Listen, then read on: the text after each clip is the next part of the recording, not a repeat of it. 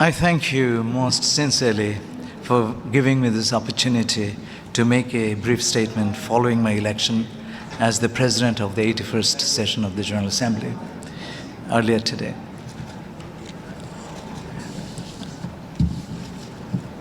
As you know, the elections have taken place and I was declared winner, and I've accepted the responsibilities with humility and respect. The 81st session of the United Nations General Assembly will be a consequential one, as the Assembly will be called upon to address UN reform, preparations for the next generation of the global development agenda, the transition in the leadership of the United Nations with the selection of the next Secretary General, and similar issues.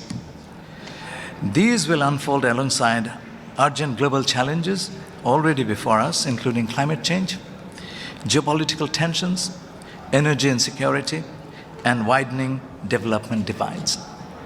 In order to face these challenges, as the President of the next Assembly, I will focus on 6 priorities set out in my vision statement: peace, security, and justice, sustainable development and SDG acceleration, climate resilience and environmental sustainability, human rights, humanitarian action, refugees and migrants, digital governance, artificial intelligence, science and technology, and last but not the least, renewed multilateralism, UN 80 reforms, and inclusive global governance. Following my election, I told the General Assembly that I will dedicate myself to rebuilding trust, nurturing consensus, opening space for good faith negotiations that will lead to outcomes for all that are owned by all.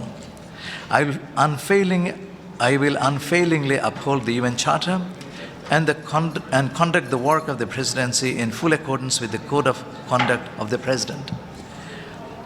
I'll be the President of all Member States. I will engage all Member States in the course of my work. I'll not let my personal views interfere with my work as PGA.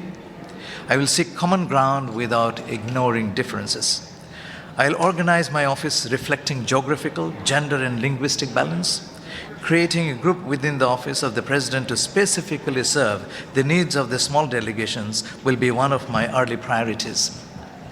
I will also hold consultations with the Secretary General on the organization and resources for the Office of the President of the General Assembly.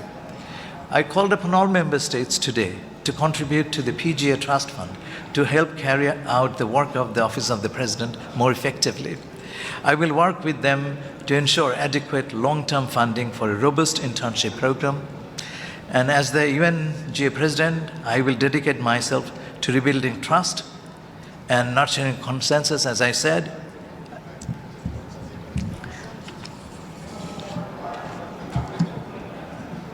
Finally, I don't consider the work of the President as a one-off event, but as a continuum.